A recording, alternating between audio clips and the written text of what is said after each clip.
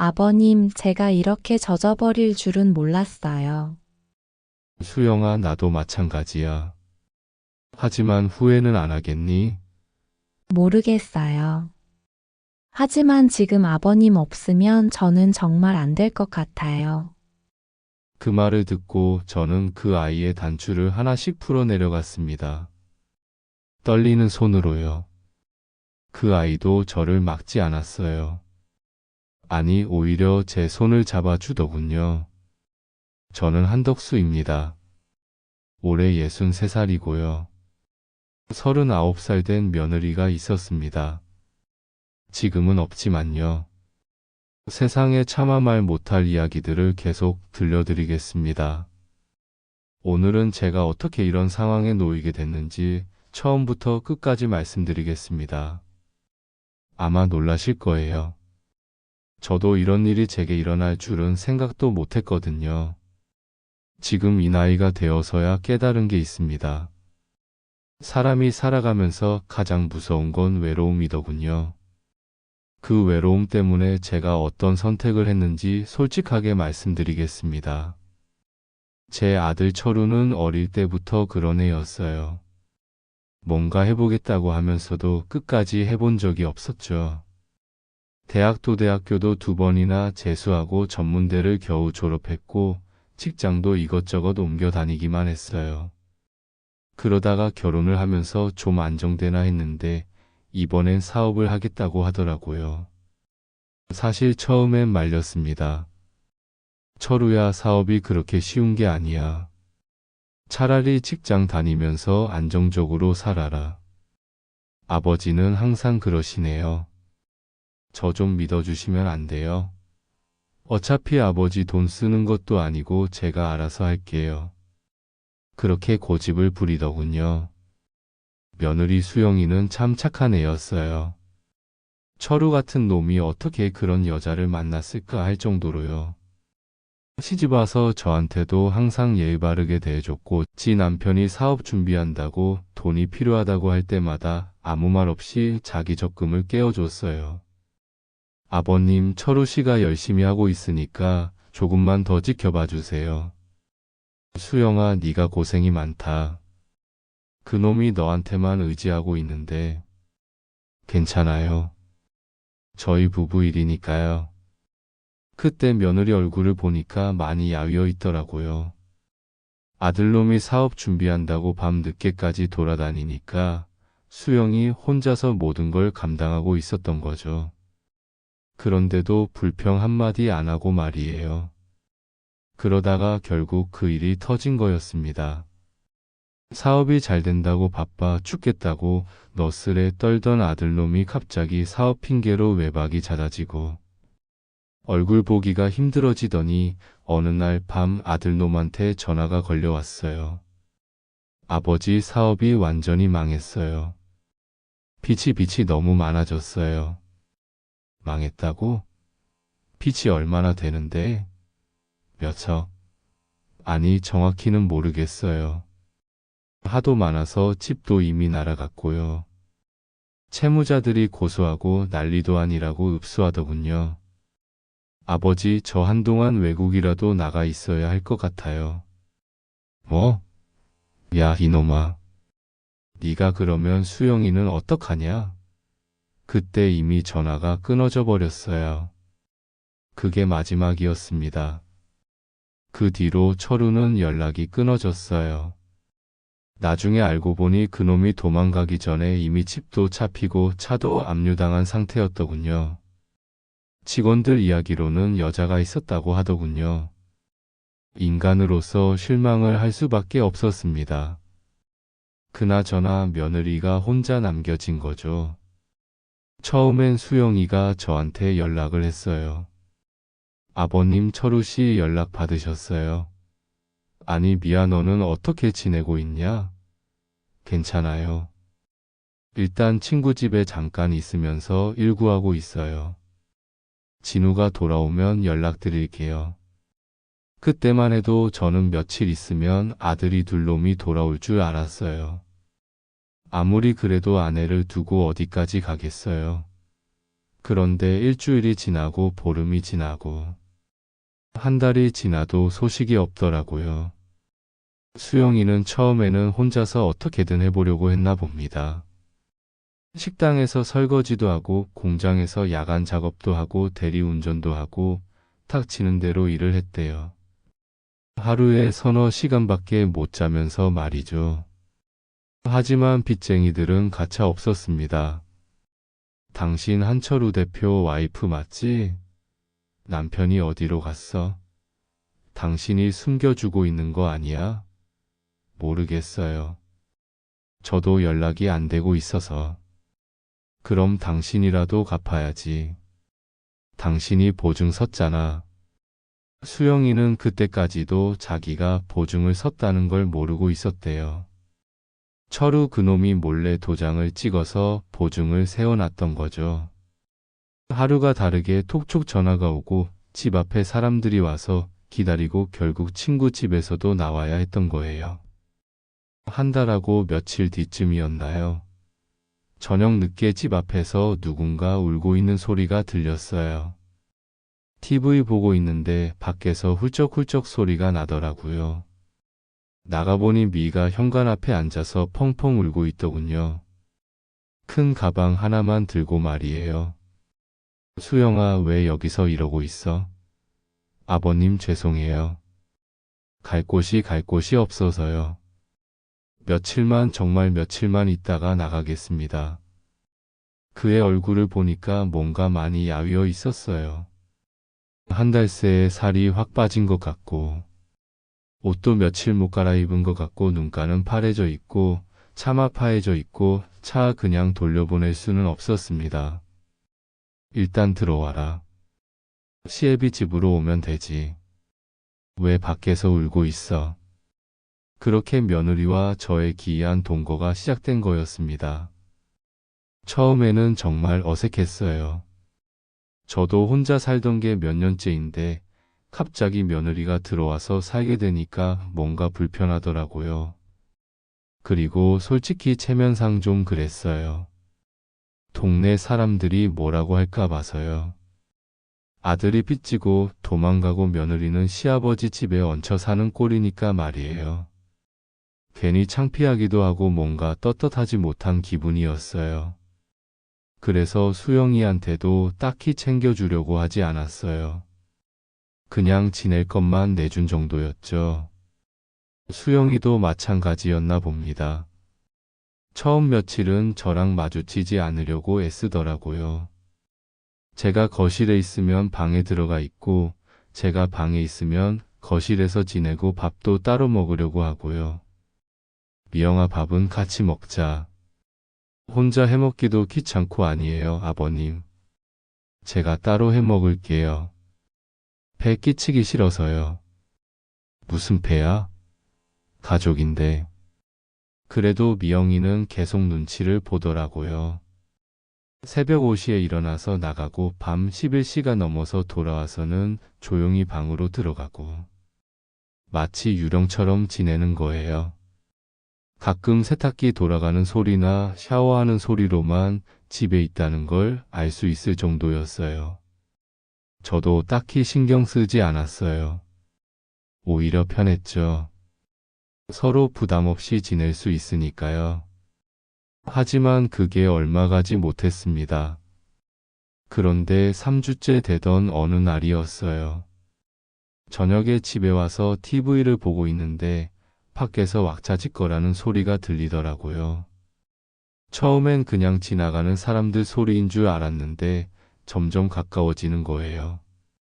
나가보니까 집 앞에 남자 서너 명이 서 있는 거예요. 한철우 아버지 맞습니까? 그런데 왜요? 아들이 어디 갔는지 알려주세요. 우리 돈 떼먹고 도망갔거든요. 저도 연락이 안 되고 있는데요. 그럼 며느리는 어디 있어요? 며느리라도 만나야겠는데. 그때 마침 며느리가 일 마치고 돌아오는 거예요. 버스 정류장에서 내려서 집으로 걸어오는데 그 사람들이 며느리를 보더니 달려가는 거라고요. 얼굴에 피곤함이 가득했는데 갑자기 사람들이 둘러싸니까 완전히 얼어붙더라고요. 야, 남편 어디 갔어? 저도 모르겠어요. 모른다고 부부가 모를 리가 있나? 어디 숨겨놨어? 떨고 있는 게 보이더라고요. 그 모습을 보니까 저도 가만히 있을 수가 없었어요. 괜히 화가 나더라고요. 여기서 뭐 하는 짓이에요? 아버지 아들 어디 숨겨놨는지 정말 모르세요? 저도 모른다고 했잖아요. 그리고 여기 내 집 앞이니까 얼른 가세요. 돈부터 받고 가죠. 며느리가 갚든지 아버지가 갚든지. 무슨 소리예요? 제가 왜 갚아야 해요? 그런데 그 사람들이 계속 우겨대는 거예요. 수영이는 벌벌 떨고 있고 저는 화가 나서 견딜 수가 없었어요. 이상하게도 며느리를 보호해야겠다는 생각이 들더라고요. 당장 여기서 나가지 않으면 경찰 부를 거예요. 경찰 불러봐요. 우리가 뭘 잘못했는데요. 돈 달라는 게 죄예요. 남의 집 앞에서 협박하는 게 죄 아니에요. 그렇게 실랑이를 버리다가 겨우 보냈어요. 그 사람들이 내일 또 올 거예요 라고 협박하고 가더라고요. 그들이 가고 나서 며느리를 보니까 완전히 얼어 있더라고요. 손도 떨리고 얼굴도 하얗게 질려 있고. 괜찮냐, 미영아? 죄송해요, 아버님. 쟤 때문에 무슨 소리야? 내 잘못이 뭐가 있어? 그날 밤 며느리는 처음으로 저한테 마음을 털어놨어요. 거실에서 차 안 나면서 말이에요. 아버님, 저 어떻게 해야 할까요? 남편은 연락도 안 되고 빚쟁이들은 계속 찾아오고 저 정말 모르겠어요. 그때 수영이 얼굴을 보니까 정말 막막해 보이더라고요. 눈가에 눈물도 맺혀 있고 어깨도 축 늘어져 있고. 그래서 제가 말했죠. 일단 여기서 지내면서 천천히 생각해보자. 내가 있으니까 너무 걱정하지 마라. 아버님. 그리고 앞으로 그런 사람 들면 내가 막을 테니까 걱정하지 마. 그때 지쳐 보이는 며느리는 저를 고마워하는 눈빛으로 바라보더라고요. 그날부터 우리 사이가 조금씩 달라지기 시작했습니다. 며느리가 저를 좀 더 의지하기 시작한 거예요. 전에는 저와 마주치지 않으려고 했다면 이제는 자연스럽게 대화도 나누고 집안일도 같이 하더라고요. 아버님, 제가 저녁 해드릴게요.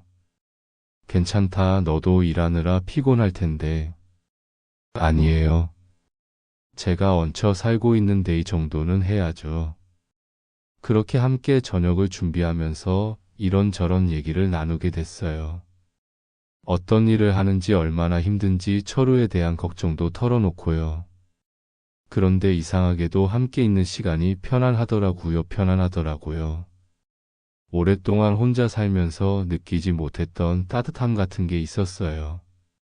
아버님, 철우 씨는 아직 연락 없죠? 응, 없다. 그놈이 원래 그런 놈이야. 문제 생기면 꼬리 빼고 도망가는. 저는 아직도 돌아올 거라고 생각해요. 수영아, 내가 미안하구나. 그런 대화를 나누면서 미영이 표정을 보면 참 안쓰럽더라고요. 그런데 저는 그놈이 돌아올 가능성이 거의 없다는 걸 알고 있었어요. 동시에 이상한 감정도 들었어요. 수영이 같은 여자가 아무리 내 아들놈이지만 그런 책임감 없는 놈을 아직도 믿고 기다리고 있다는 게 안타까우면서도 한편으로는 그 기다림이 헛될 거라는 생각에 묘한 기분이 들더라고요. 며칠 뒤에는 며느리가 아픈 적이 있었어요. 감기가 심하게 걸려서 열이 펄펄 나더라고요. 그런데도 일 나가려고 하는 거예요. 수영아, 오늘은 쉬어라. 몸이 그런데 어떻게 일을 해? 아니에요, 아버님. 하루라도 빠지면 안 되거든요. 그래도 몸이 먼저지. 결국 제가 억지로 붙잡아서 쉬게 했어요. 약국에서 약도 사다 주고 죽도 끓여주고. 그런 적이 언제였나 싶더라고요. 아내가 죽고 나서는 누구를 이렇게 돌봐준 적이 없었거든요. 수영이 이마에 손을 대서 열을 재는데 그 순간 이상한 기분이 들었어요. 부드러운 피부 느낌이라든지 수영이가 저를 올려다보는 눈빛이라든지 뭔가 예전과는 다른 감정이 스며드는 걸 느꼈어요. 아버님 정말 감사해요. 이렇게까지 안 해주셔도 되는데 뭘 고마워해. 당연한 거지. 그때 미영이가 저를 바라보는 눈빛이 예전과 달랐어요. 단순한 고마움이 아닌 뭔가 더 깊은 감정이 담긴 것 같았어요. 그리고 저도 모르게 그 애를 더 자세히 보게 되더라고요. 영희는 정말 매력 넘치는 애였어요. 아픈 와중에도 얼굴이 하얗고 예뻤고 가끔 웃을 때는 정말 매력적이었어요. 그놈이 어떻게 그런 여자를 두고 도망갔나 싶을 정도로요. 그리고 착하기까지 했어요. 아픈 와중에도 제가 설거지라도 할게요 라고 하고 조금 나아지니까 바로 내일부터 일 나가야겠어요 라고 하고요. 어느 날 저녁에는 이런 일도 있었어요. 며느리가 일찍 들어온 날이었는데 같이 TV를 보면서 맥주 한 캔씩 마시게 됐어요. 아버님도 외로우시죠? 갑자기 수영이가 그런 말을 하더라고요. 왜 갑자기 그런 소리를 하냐? 아니, 저도 요즘 정말 외로워서요. 철우 씨는 연락도 없고 친구들도 제 상황 알고는 연락 안 하고. 그런데 아버님도 혼자 계시니까 더 외로우신 것 같아서요. 그 말을 들으니까 가슴이 뭉클하더라고요. 정말 오랫동안 누군가 제 외로움을 알아준 적이 없었거든요.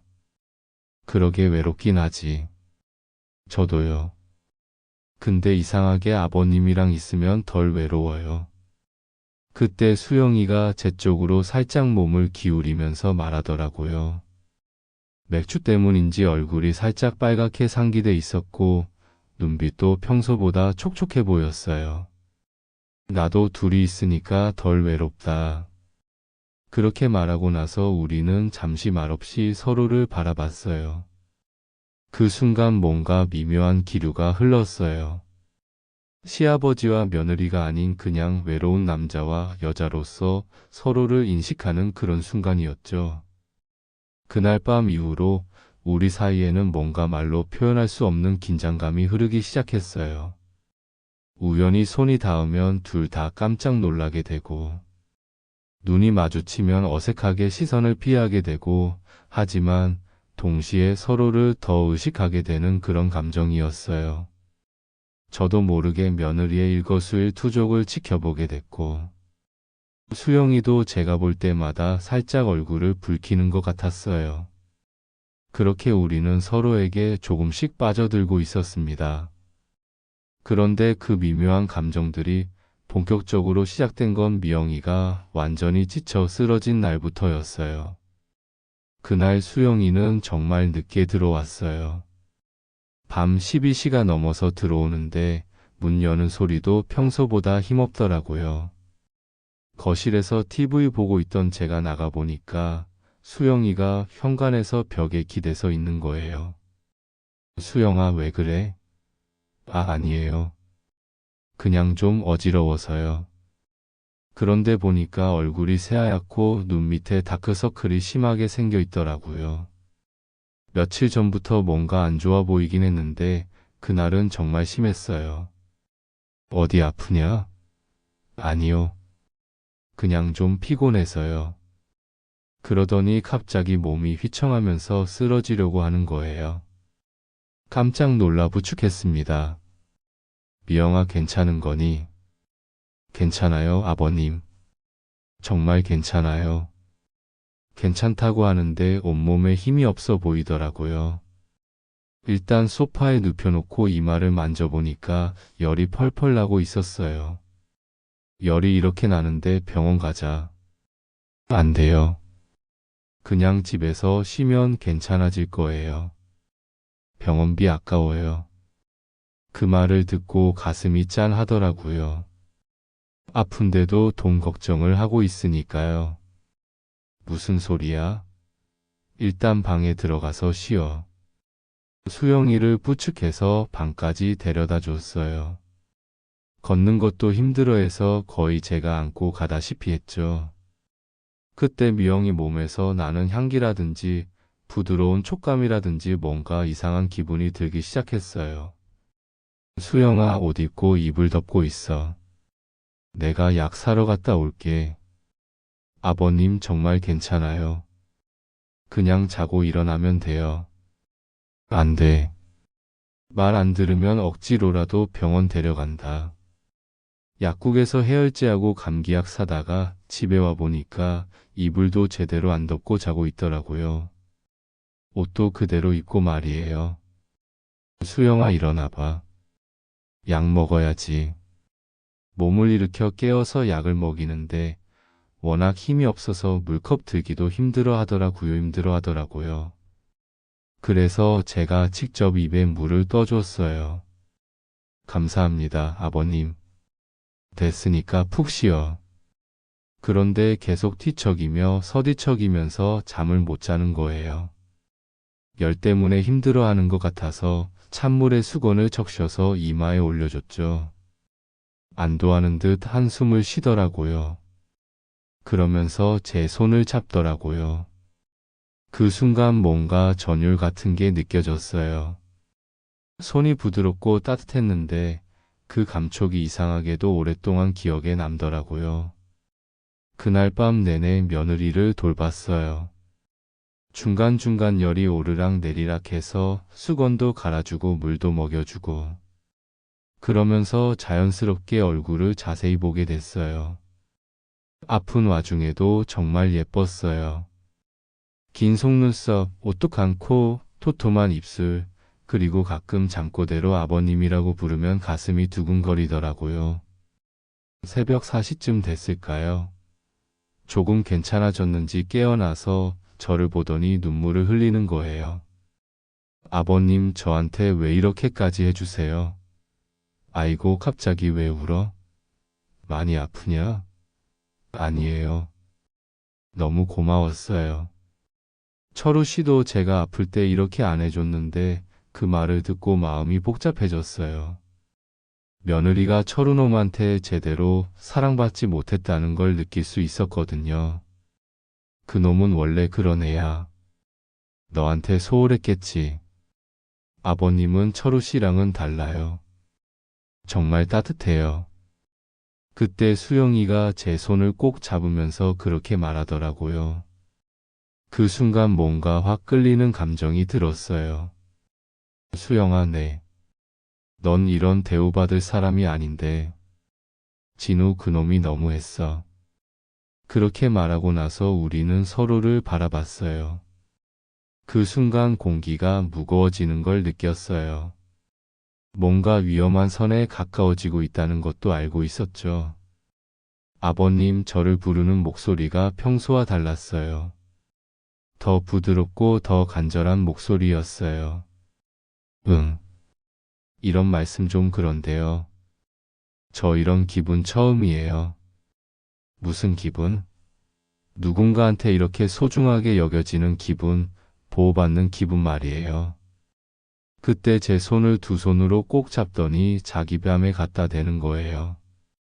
그 순간 저도 모르게 심장이 빨리 뛰기 시작했어요. 수영아, 이러면 안 되는 거 알아요. 하지만 너무 힘들어요. 수영이가 저를 바라보는 눈빛이 완전히 달라져 있었어요. 며느리가 시아버지를 보는 눈이 아니라 여자가 남자를 보는 그런 눈빛이었죠. 그리고 저도 더 이상 수영이를 며느리로만 볼 수 없게 됐어요. 그냥 아름다운 여자, 나를 필요로 하는 여자로 보이기 시작했거든요. 그날 새벽 우리 사이에는 돌이킬 수 없는 무언가가 시작되고 있었습니다. 다음 날 아침 미영이가 많이 좋아져 있었어요. 열도 내리고 얼굴색도 돌아왔고요. 그런데 이상하게 서로 어색해 하더라고요. 어젯밤에 있었던 일들 때문인 것 같았어요. 아버님, 어젯밤에 제가 이상한 말 많이 했죠?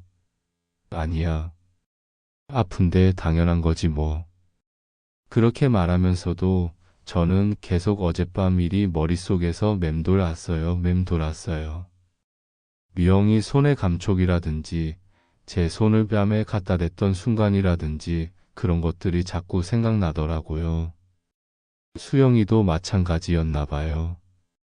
평소보다 더 조심스럽게 행동하면서도 가끔 저를 바라보는 눈빛이 예전과 달랐어요. 그날부터 미영이가 집안일을 도맡아서 하기 시작했어요. 청소도 하고 빨래도 하고 식사 준비도 하고 마치 집주인처럼 말이에요. 그렇게 함께 집안일을 하면서 가끔 손이 닿으면 둘 다 깜짝 놀라게 되고 그럴 때마다 이상한 긴장감이 흘렀어요. 며칠 뒤에는 더 구체적인 변화가 시작됐어요. 수영이가 저를 챙기는 방식이 완전히 달라진 거예요. 아버님, 오늘 날씨 쌀쌀하니까 겉옷 입고 나가세요.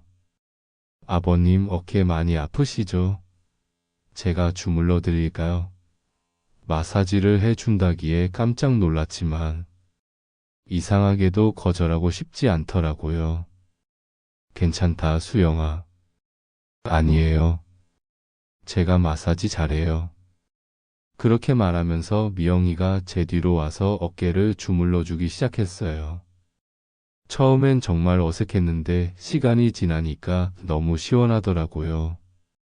어때요, 아버님? 시원하다. 여기도 많이 뭉쳤네요. 목 뒤쪽까지 주물러 주는데 그 순간 정말 이상한 기분이 들었어요. 단순히 마사지를 받는 것 이상의 감정이 생기더라고요. 손길이 부드럽고 따뜻했거든요. 그리고 며칠 후부터는 밤에 잠들기 전에 제 방 앞에 와서 인사를 하기 시작한 거예요. 아버님, 저 들어가서 잘게요. 푹 쉬어라. 처음엔 그냥 인사만 하고 갔는데 점점 문 앞에서 머무르는 시간이 길어지더라고요. 아버님, 요즘 잘 주무세요? 그럭저럭. 왜? 잘 못 자니? 네, 요즘 잠이 잘 안 와요. 이것저것 생각이 많아서 그런 대화를 나누면서 자연스럽게 제 방 앞에서 서서 얘기하는 시간이 늘어났어요. 가끔은 30분씩도 그렇게 서서 얘기하고요. 무슨 생각을 그렇게 많이 하는데? 별거 아니에요. 그냥 앞으로 어떻게 살아야 할지 철우는 언젠가는 돌아오겠지 너무 걱정하지 마라. 어떻게든 다 해결될 거야. 아버님이 계셔서 다행이에요. 혼자였다면 정말 어쨌을지. 그럴 때마다 저를 바라보는 눈빛이 점점 더 의미심장해지더라고요. 어느 날 밤에는 이런 일도 있었어요. 수영이가 평소보다 더 늦게 와서 인사를 하는데 뭔가 다른 분위기였어요. 아버님. 응. 제가 이상한 질문 하나 해도 될까요? 뭐길래 그래? 얘기나 해봐. 아버님은 저를 어떻게 생각하세요? 그 질문을 받았을 때 저는 정말 당황했어요. 어떻게 대답해야 할지 모르겠더라고요. 넌 좋은 사람이야. 착하고 그게 아니라요. 저를 여자로는 어떻게 보세요? 그 순간 공기가 완전히 바뀌었어요. 미영이가 저를 남자로 봐달라고 은근히 요청하는 것 같았거든요. 그게 지금 무슨 말이야? 저도 모르겠어요. 아버님 왜 이런 마음이 드는지. 하지만 아버님한테만은 솔직하고 싶어요. 어떤 마음? 의지하고 싶고 더 가까이 있고 싶고 아버님 없으면 안 될 것 같은 마음. 그때 한 발 더 가까이 다가오더라고요. 그러면서 조심스럽게 말했어요. 아버님도 저한테 그런 마음 조금이라도 없으세요? 그 순간 저는 더 이상 거짓말할 수 없었어요. 그게 말이다. 나도 있어. 어느 순간 그런 마음이 생겼어. 그 말을 듣고 며느리가 안도하는 듯 웃더라고요. 다행이에요. 저만 이상한 게 아니었네요. 그날 밤 우리는 서로의 마음을 확인했어요. 그리고 그 이후로는 더 이상 시아버지와 며느리가 아닌 그냥 남자와 여자로서 서로를 바라보게 됐습니다. 그 고백 이후로 집안 분위기가 완전히 달라졌어요. 서로 의식하게 되니까 모든 행동이 조심스러워졌거든요. 하지만 동시에 더 가까워지고 싶다는 마음도 커졌고요. 커피를 건네받을 때 손이 살짝 닿으면 둘 다 전기에 감전된 것처럼 깜짝 놀라게 되고 그런 일들이 하루에도 몇 번씩 반복됐어요. 며느리도 예전보다 더 신경 쓰는 게 보였어요. 화장도 조금씩 하기 시작했고 옷도 예쁜 걸 입고 다니더라고요. 저도 모르게 며느리의 그런 변화들을 하나하나 눈여겨보게 됐고요. 그런데 서로 마음은 확인했지만 정작 어떻게 해야 할지는 몰랐어요. 선을 넘고 싶은 마음과 넘으면 안 된다는 이성 사이에서 계속 갈등하고 있었거든요. 그러던 어느 날 밤이었어요. 비가 억수같이 내리는 날이었는데 저는 혼자 소주를 마시고 있었어요. 요즘 계속 복잡한 마음 때문에 잠이 안 와서 가끔 그렇게 혼자 술을 마시곤 했거든요. 한두 잔 하고 있는데 현관문 여는 소리가 들렸어요. 수영이가 돌아온 거였는데 평소보다 좀 일찍 들어온 것 같았어요. 아버님 아직 안 주무셨네요. 수영이가 거실로 들어오는데 옷이 완전히 젖어 있더라고요. 얇은 블라우스가 몸에 다 달라붙어서 속이 비쳐 보이고 머리카락도 촉촉하게 젖어서 어깨로 흘러내리고 그 순간 저는 수영이를 며느리가 아닌 완전히 다른 시선으로 보고 있는 제 자신을 발견했어요. 이러면 안 되는데 하면서도 자꾸 눈이 가더라고요. 수영아 옷이 다 젖었네. 감기 걸리겠다. 얼른 씻어. 잠깐 수건 가져다 줄게. 제가 일어나서 수건을 가져다 주려고 하는데 수영이가 그대로 소파에 주저앉더라고요. 괜찮아요, 아버님. 잠깐만 이렇게 있을게요. 안 돼. 감기 걸린다. 얼른 씻어. 아버님은 왜 이렇게 늦게까지 혼자 술을? 그런데 수영이가 바로 들어가지 않고 제 옆에 그대로 앉더라고요. 젖은 옷 때문에 몸매가 다 드러나 보이는데도 신경 쓰지 않는 것 같았어요. 그냥 잠이 안 와서 너도 물기부터 닦아. 제가 수건을 건네주는데 받으면서도 자리를 뜨지 않더라고요. 저도 한잔 할까요? 오늘은 마시고 싶어요. 씻고 와서 마셔. 이러다 정말 감기 걸린다. 조금만요. 제가 한 잔 따라 드릴게요. 그렇게 해서 수영이도 소주를 따라 마시기 시작했어요. 젖은 머리카락이 얼굴에 붙어 있는 모습. 술을 마시면서 살짝 상기된 얼굴. 모든 게 너무 매혹적이었어요. 한 잔, 두 잔. 술이 들어가니까 둘 다 평소보다 솔직해지더라고요. 제게 더 가까이 앉으면서 자연스럽게 어깨가 닿기 시작했고 저도 그걸 밀어내지 않았어요. 아버님 이상하죠? 저희 뭐가 이렇게 마음이 있다는 걸 알면서도 아무것도 못하고 있는 거. 그때 그녀의 제 팔에 기대면서 말하더라고요. 젖은 옷에서 나는 체온이 제 팔을 통해서 전해졌어요. 미영아, 아버님도 답답하시죠? 저는 정말 답답해요. 그녀가 고개를 들어서 저를 바라보는데 그 눈빛이 평소와 완전히 달랐어요. 술 때문인지 아니면 정말 간절해서인지 뭔가 저를 유혹하는 것 같은 눈빛이었어요. 그러면서 수영이가 제 가슴에 손을 올리더라고요. 그 순간 저는 더 이상 참을 수 없었어요. 술도 술이지만 그동안 억눌러 왔던 감정들이 한꺼번에 터져 나오는 것 같았거든요. 저는 수영이를 끌어안았어요. 그리고 수영이도 저를 밀어내지 않고 오히려 더 깊이 안겨왔어요.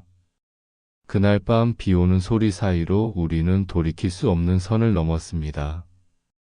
죄책감보다는 서로에 대한 간절함이 더 컸고 그 순간만큼은 모든 걸 잊을 수 있었어요. 다음날 아침에 깨어보니 며느리가 제 품에 안겨서 자고 있더라고요. 그 모습을 보면서 후회가 들기보다는 오히려 마음이 따뜻해졌어요. 이제 정말 돌이킬 수 없구나 하는 생각과 함께요. 그날부터 우리의 일상이 완전히 바뀌었습니다. 겉으로는 여전히 시아버지와 며느리였지만 집안에서만큼은 연인이 된 거죠. 출근하기 전에 제게 뽀뽀를 해주고 가거나 제가 그녀의 머리를 쓰다듬어 주거나 그런 자연스러운 애정 표현들이 시작됐어요. 처음에는 어색했지만 시간이 지날수록 더 자연스러워졌고요. 아버님, 저 갔다 올게요. 조심해서 다녀와. 그러면서 제 뺨에 살짝 입맞춤을 하고 나가면 저도 모르게 하루 종일 기분이 좋아지더라고요. 저녁에 수영이가 돌아오면 자연스럽게 안아주고 함께 저녁을 먹으면서 하루 있었던 일들을 나누고 정말 부부 같은 일상이었어요. 아니, 이들과 살 때보다 훨씬 더 다정한 관계였죠. 오늘 일은 어땠어? 괜찮았어요. 아버님은 어떻게 지내셨어요? 하루 종일 네 생각하면서 지냈지. 그런 대화를 나누면서 자연스럽게 손을 잡고 어깨에 기대고 그런 것들이 이제는 전혀 어색하지 않았어요. 그런데 문제는 밖에서였어요. 동네 사람들의 시선이 점점 부담스러워지기 시작한 거예요. 처음에는 그냥 며느리가 시아버지 집에 얹혀 사네 정도였는데 시간이 지나면서 좀 더 구체적인 소문들이 돌기 시작했어요. 마트에서 장을 볼 때나 동네를 걸을 때 사람들이 힐끗 쳐다보는 시선들이 느껴지더라고요. 그런 시선들을 느낄 때마다 괜히 위축되더라고요. 그녀도 마찬가지였나 봐요. 점점 밖에 같이 나가는 걸 꺼리기 시작했어요. 아버님, 저 혼자 장 보고 올게요. 왜? 같이 가자. 사람들 시선이 부담스러워요. 그런 수영이를 보면서 마음이 아팠어요. 우리가 행복하게 지내고 있는데 왜 남들 눈치를 봐야 하나 싶으면서도 한편으로는 정말 이래도 되는 건가 하는 생각도 들고 어느 날은 수영이가 일찍 들어와서 울고 있더라고요. 왜 그래, 미영아? 무슨 일 있었어? 회사 사람들이 제가 시아버지 집에 살고 있다는 걸 알고는 이상하게 쳐다봐요. 뭐라고 하던 직접적으로 말은 안 했지만 수근거리는 게 다 들려요. 남편도 없이 왜 시아버지 집에 사냐고 하더라고요. 그 말을 듣고 저도 화가 나더라고요. 미영이가 잘못한 게 뭐가 있다고 그런 시선을 받아야 하나 싶어서요. 그러던 어느 날 밤 미영이가 정말 심각한 표정으로 저한테 말했어요. 아버님, 우리 이대로 계속 살 수 있을까요? 무슨 뜻이야? 이렇게 남들 몰래 숨어서 사는 거 말이에요. 언제까지 이럴 수 있을까요? 그 질문을 받고 저도 정말 진지하게 생각해 봤어요. 정말로 언제까지 이럴 수 있을까? 진우가 돌아오면 어떻게 될까? 동네 사람들이 알게 되면 어떻게 될까? 모르겠다, 미영아. 하지만 지금 이 순간이 행복하니까 일단은 이렇게 살아보자. 정말 그래도 될까요? 응. 우리가 서로 사랑하고 있는데 뭐가 문제야? 그렇게 말하면서도 마음 한구석에서는 불안감이 자라고 있었어요. 이런 관계가 과연 지속될 수 있을까? 언젠가는 터질 때가 오지 않을까? 하지만 그런 걱정들을 뒤로하고 우리는 계속 은밀하게 사랑을 이어갔어요. 낮에는 시아버지와 며느리, 밤에는 연인. 그런 이중 생활이 계속됐죠. 그런데 그 평화로운 일상에 균열이 생기기 시작한 건 정말 예상치 못한 곳에서였습니다. 어느 날 오후 저는 집에서 TV를 보고 있었어요. 미영이는 일 나간 상태였고요. 그런데 갑자기 집 전화가 울리더라고요. 요즘은 거의 안 울리던 집 전화였는데 누구일까 싶어서 받았어요. 여보세요, 아버지. 그 목소리를 듣는 순간 온몸에 소름이 돋았어요. 철우였습니다. 철우 이 새끼. 내 아버지 오랜만이에요. 얼마나 오랜만에 듣는 목소리인지. 그런데 반가움보다는 당황스러움이 먼저 들더라고요. 지금 상황에서 진우가 연락을 하다니. 지금 어디에서 지내고 있는 거야? 부산이에요. 여기서 일자리 구해서 지내고 있어요. 부산 그동안 거기 있었어? 네, 아버지 죄송해요. 그동안 연락도 못 드리고. 철우 목소리가 많이 초라해져 있었어요. 예전에 그 건방진 목소리가 아니라 정말 풀이 죽은 목소리였죠. 수영이는 어떻게 지내고 있어요? 그 질문을 받는 순간 심장이 멈추는 줄 알았어요. 어떻게 대답해야 할지 모르겠더라고요. 수영이 말이냐? 혹시 아버지 집에 있어요? 응. 우리 집에 있다. 다행이다. 갈 곳이 없어서 어쩌나 했는데 아버지가 돌봐주시고 계시는군요. 돌봐주고 있다. 그 말을 들으니까 더 복잡해지더라고요. 철우야, 그럼 넌 언제 돌아올 거냐? 그게 아직은 좀 어려울 것 같아요. 빚도 아직 못 갚았고 여기서 일도 막 시작했고 그럼 언제쯤? 몇 달? 아니, 내년쯤에는 돌아가려고 해요. 그때까지 수영이 좀 부탁드려도 될까요? 내년까지. 그 말을 듣고 안도감과 불안감이 동시에 들었어요. 안도감은 당분간 수영이와 계속 함께 있을 수 있다는 거였고, 불안감은 언젠가는 정말 돌아올 거라는 거였죠. 알겠다. 걱정하지 마라. 고맙습니다. 아버지. 수영이한테도 안부 전해주세요. 미안하다고도 전해주시고요. 알겠다. 그럼 또 연락드릴게요. 전화를 끊고 나서 저는 한동안 멍하니 있었어요. 철우가 살아있고 언젠가 돌아올 거라는 현실이 확 다가왔거든요. 저녁에 수영이가 돌아왔을 때 어떻게 말해야 할지 정말 고민됐어요. 아버님, 저 왔어요. 고생했다. 수영아, 오늘 철우한테서 전화 왔었어. 그 말을 듣는 순간 미영이 얼굴이 새하얗게 변했어요. 정말요? 뭐라고 했어요? 부산에 있다구나. 일을 구해서 지내고 있다고 했어. 그래서요. 내년쯤에 돌아올 것 같대. 미영이가 소파에 주저앉더라고요. 충격을 받은 것 같았어요. 내년이요? 수영아, 괜찮아? 모르겠어요. 기뻐야 하는지 슬퍼해야 하는지. 그날 밤 그녀는 잠을 못 이루더라고요. 계속 뒤척이면서 한숨만 쉬더라고요. 수영아, 잠이 안 오니? 네. 계속 생각이 나요. 철우 씨가 돌아오면 어떻게 되는 거죠? 그때 가서 생각하자. 아버님은 안 무서워요. 들키면 어떻게 해요? 그 질문을 받고 저도 정말 진지하게 생각해 봤어요. 정말 들키면 어떻게 될까? 철우가 알면 어떻게 될까? 무섭긴 하지. 하지만 후회는 안 해. 저도 후회는 안 해요. 하지만 불안해요. 그날 이후로 집안 분위기가 조금씩 달라지기 시작했어요. 여전히 서로 사랑했지만 뭔가 시한폭탄을 안고 사는 것 같은 불안감이 자꾸 엄습하더라고요. 그리고 그 불안감은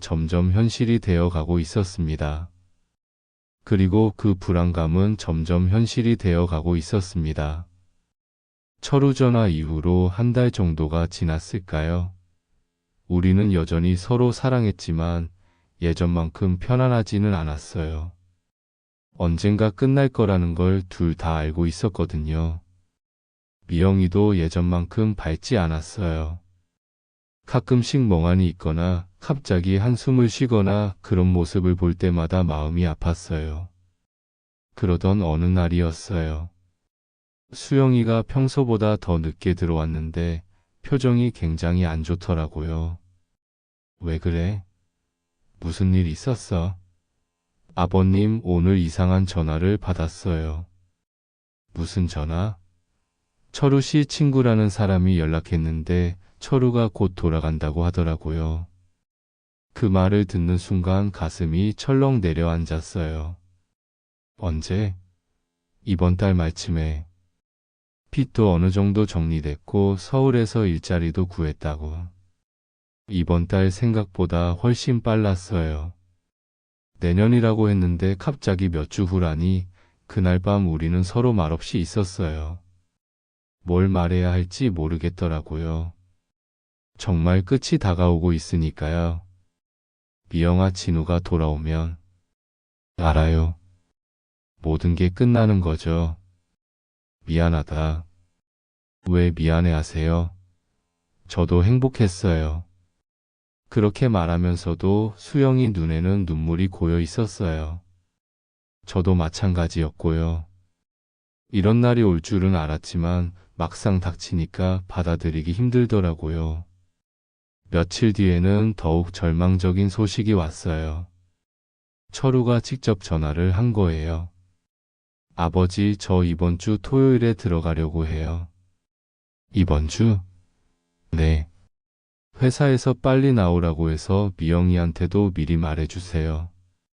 전화를 끊고 나서 저는 한동안 멍하니 있었어요. 이제 정말 며칠 남지 않은 거예요. 그날 밤 수영이한테 말했을 때 수영이는 아무 말도 하지 않았어요. 그냥 고개만 끄덕이더라고요. 수영아, 괜찮아요, 아버님. 언젠가는 이런 날이 올 줄 알았어요. 하지만 괜찮지 않다는 게 눈빛으로 보였어요. 그 이후로 우리는 정말 이상한 시간을 보냈어요. 겉으로는 평소처럼 지내려고 했지만 마음속으로는 둘 다 혼란스러워했거든요. 저는 밤마다 잠들기 전에 생각했어요. 진우가 돌아오면 정말 모든 걸 숨길 수 있을까? 혹시 들키면 어떻게 될까? 그리고 수영이와의 관계를 어떻게 정리해야 할까? 한편으로는 죄책감도 들었어요. 아무리 그래도 진우는 제 아들이고 미영이는 그 아들의 아내인데 제가 너무 선을 넘은 건 아닌가 하는 생각이 들더라고요. 하지만 동시에 이 모든 걸 포기하고 싶지 않은 마음도 있었어요. 수영이와 함께했던 시간들이 제 인생에서 가장 행복한 순간들이었거든요. 그걸 그냥 없던 일로 만들 수는 없었어요. 수영이는 더 복잡한 심정인 것 같았어요. 어떤 날은 평소처럼 다정하게 굴다가도 어떤 날은 갑자기 거리감을 두려고 하더라고요. 아버님, 저 이제 옆방에서 자는 게 나을 것 같아요.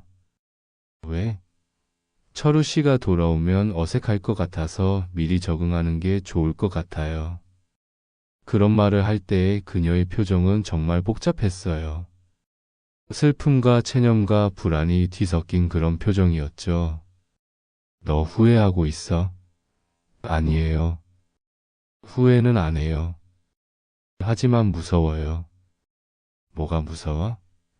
철우 씨한테 들킬까 봐도 무섭고 아버님이랑 헤어져야 한다는 것도 무섭고 그리고 다시 예전처럼 혼자가 되는 것도 무섭고요. 그 말을 듣고 저도 가슴이 아팠어요. 수영이도 저만큼이나 혼란스러워하고 있었구나 하는 생각이 들었거든요. 그 주 내내 우리는 마치 마지막인 것처럼 서로를 아꼈어요. 말은 별로 하지 않았지만 더 자주 안아주고 더 오래 바라보고 그런 시간들을 보냈죠. 아버님, 진우가 와도 아버님을 잊지는 않을 거예요. 나도 그래, 절대 잊을 수 없어. 하지만 이제 정말 끝이겠죠. 그래야겠지. 그렇게 말하면서도 둘 다 확신이 서지 않는 것 같았어요. 정말 깔끔하게 정리할 수 있을까? 서로를 보면서도 아무렇지 않게 지낼 수 있을까? 토요일이 다가올수록 집안 분위기는 더욱 무거워졌어요. 마치 장례식장 같은 분위기였죠. 둘 다 웃으려고 애써봤지만 잘 되지 않았어요. 그리고 드디어 그날이 왔습니다. 토요일 저녁 수영이와 함께 조용히 저녁을 먹고 있는데 갑자기 현관문을 두드리는 소리가 들렸어요. 그 소리를 듣는 순간 수영이와 제가 동시에 얼어붙었어요. 둘 다 알고 있었거든요. 나가보니까 아들놈이 서 있더라고요. 큰 가방 하나를 들고 말이에요. 아버지, 저 왔어요. 그 순간 정말 세상이 무너지는 것 같았어요. 드디어 철우가 돌아온 거예요. 우리의 은밀했던 시간들이 이제 정말 끝나는 순간이었죠. 그 순간 정말 세상이 무너지는 것 같았어요. 어서 들어와. 철우가 집 안으로 들어오면서 거실을 둘러보더라고요. 그리고 식탁에 2개의 그릇이 놓여 있는 걸 보더니 표정이 미묘하게 바뀌었어요.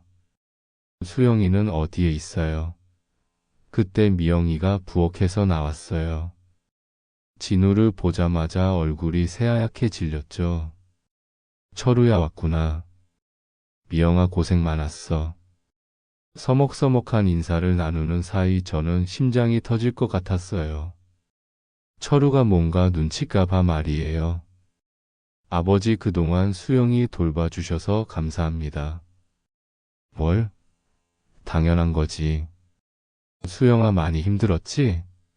괜찮았어. 둘이 대화를 나누는 모습을 보니까 정말 복잡한 기분이 들더라고요. 이제 수영이는 다시 진우의 아내가 되는 거구나. 그런 생각이 들면서 가슴이 아팠어요. 그날 밤 철우는 예전 자기 방에서 잤어요. 수영이와는 아직 어색한지 따로 자겠다고 하더라고요. 저는 한숨도 못 잤어요.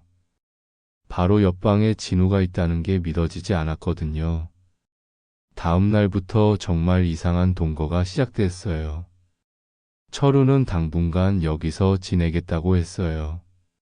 아버지 일자리는 구했는데 월급 받을 때까지 좀 힘들어서요. 원룸 보증금도 모아야 하고 한 2달만 더 신세지게요. 거절할 수도 없었어요. 아무리 그래도 제 아들인데 내보낼 수는 없잖아요. 그래, 천천히 해라. 하지만 속으로는 정말 복잡했어요. 수영이를 계속 볼 수 있어서 좋으면서도 철우와 수영이가 부부로 지내는 모습을 봐야 한다는 게 괴로웠거든요. 처음 며칠은 철우와 수영이도 서로 어색해했어요. 몇 달 만에 만났으니까 당연했죠. 그런데 시간이 지나면서 조금씩 예전 모습을 되찾아가더라고요. 수영아, 내일 같이 나가서 쇼핑할까? 좋아. 그런 대화를 들을 때마다 가슴이 찢어지는 것 같았어요. 수영이는 이제 다시 철우와 함께하는 거구나. 미영이도 저와는 완전히 거리를 두기 시작했어요. 예전처럼 다정하게 대해주지도 않고 눈도 잘 마주치지 않으려고 하고 당연한 일이지만 너무 서운했어요. 아버님, 저녁 드세요. 고맙다. 그런 간단한 대화만 오갈 뿐 예전처럼 깊은 대화를 나누거나 스킨십을 하는 일은 전혀 없었어요. 철우는 매일 일자리 알아보러 나가고 수영이는 여전히 자기 일을 하러 나가고 저는 혼자 집에서 TV 있나 보면서 지냈어요. 그런데 이상하게도 수영이가 멀어질수록 더 그리워지더라고요. 가끔 미영이가 집안이라는 모습을 보면서 예전이 그리웠어요. 함께 설거지하고 같이 TV 보고 서로 안아주고 그런 시간들이 꿈같이 느껴졌죠. 한 주까지 지나고 2주까지 지나면서 철우와 수영이는 점점 더 가까워졌어요. 처음엔 어색해하던 게 이제는 자연스럽게 손도 잡고 같이 웃기도 하고. 수영아, 고마워. 내가 없을 때 아버지 모시느라 고생했지. 괜찮아. 아버님이 잘해주셨어. 그런 대화를 들으면서 저는 점점 더 외로워졌어요. 수영이는 이제 완전히 철우 편이 된 것 같았거든요. 그러던 어느 날 밤이었어요.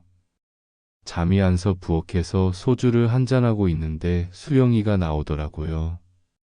아버님, 아직 안 주무세요? 잠이 안 와서 저도 잠이 안 와요. 수영이가 제 맞은편에 앉더라고요. 몇 주의 제대로 된 대화였어요. 힘드시죠? 갑자기 철우 씨가 와서 괜찮아. 저도 어색해요. 어떻게 해야 할지 모르겠어서.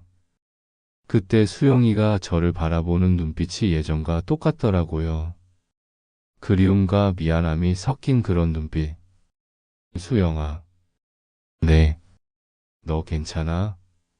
철우 씨랑 다시 사는 거 잘 모르겠어요. 그냥 그래야 하니까. 그런 대화를 나누는 사이 자연스럽게 손이 닿을 뻔했어요. 하지만 그때 아직 안 자고 있었어? 뒤에서 진우 목소리가 들렸어요. 화장실 가려고 나온 거였는데 우리가 조용히 대화하는 모습을 보더니 표정이 묘하게 변했어요. 응. 잠이 안 와서 이야기하고 있었어. 수영이가 얼른 대답했지만 철우 눈빛이 뭔가 의심스러워 보였어요. 그래요. 아버지도 잠이 안 오세요? 응. 나이 들어서 그런가 봐. 그날 밤 이후로 철우가 저와 수영이를 유심히 지켜보기 시작했어요. 뭔가 감을 잡은 것 같았거든요. 그리고 며칠 뒤 철우가 저한테 말했습니다. 아버지 저 원로 말아봤는데 다음 주쯤에 나가려고 해요. 벌써 돈은 모았어요. 친구가 좀 빌려줘서. 그리고 여기 너무 오래 있으면 폐가 될 것 같아서요. 그 말을 할 때 철우 표정이 예사롭지 않았어요. 뭔가 확신은 없지만 의심하고 있다는 느낌이 들더라고요. 그 다음 주가 정말 지옥 같았어요. 철우는 원룸을 알아보러 다니면서도 계속 저와 수영이를 예리하게 지켜봤거든요. 어떤 때는 일부러 깜짝 거실에 나타나서 우리가 대화하는 건 아닌지 확인하기도 하고 수영이가 제 방 근처에라도 가면 뭐하러 가라고 묻기도 하고 정말 신경이 곤두서더라고요. 수영이는 더 힘들어했어요. 남편한테 의심받는다는 게 얼마나 괴로운지. 밥도 제대로 못 먹고 계속 신경 쓰느라 야위어 가는 게 눈에 보였어요. 철우도 그런 수영이의 변화를 눈치채고 있었지만 왜 그런지는 묻지 않더라고요. 아니, 묻기가 무서웠을지도 모르죠. 그러던 어느 날 밤 결정적인 순간이 왔어요. 철우가 갑자기 저한테 직접적으로 물어보더라고요. 아버지 하나만 물어봐도 될까요? 뭐든지 물어봐라. 아버지와 수영이 혹시 그 말을 하다가 진우가 멈췄어요. 확실한 증거는 없지만 뭔가 느끼고 있다는 걸 알 수 있었어요. 무슨 말이야? 아니에요. 제가 너무 예민한 것 같네요. 하지만 그날 이후로 진우는 완전히 마음을 정한 것 같았어요. 아버지 내일 이사 갑니다. 그래 알겠다. 이제 저희끼리 살아보려고요. 그 말을 할 때 진우 눈빛이 확신에 차 있었어요. 더 이상 여기 있으면 안 되겠다는 결심을 한 것 같았죠. 이사 당일 아침 정말 허무했어요. 철우와 수영이가 짐을 정리해서 차에 싣는 모습을 보면서 마음이 복잡했거든요. 수영이는 마지막에 저한테 인사를 했어요. 아버님 그동안 정말 고마웠습니다. 고생했다 수영아. 그냥 평범한 인사였지만 둘 다 그 속에 담긴 의미를 알고 있었어요.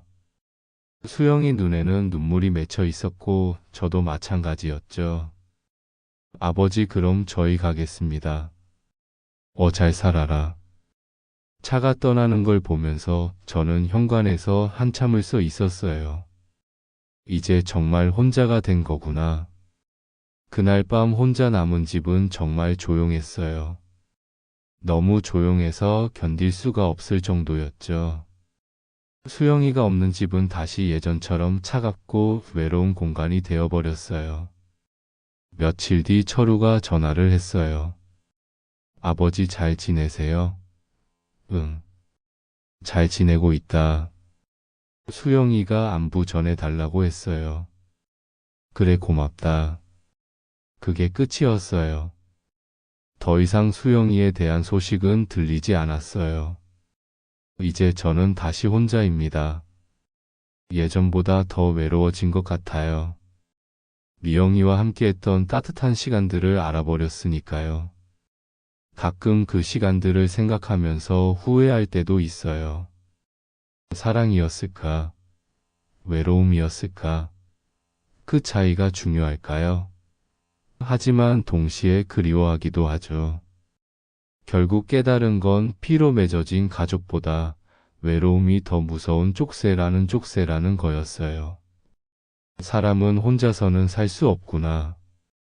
그런 생각이 들더라고요. 지금도 가끔 수영이 생각을 해요. 잘 살고 있을까? 그런 생각들이 밤마다 저를 찾아옵니다. 어쩌면 이 모든 게 꿈이었으면 좋겠다는 생각도 들어요. 하지만 꿈이 아니라는 것도 알고 있죠. 그 따뜻했던 시간들은 분명히 있었던 일이니까요. 그래도 후회는 하지 않습니다.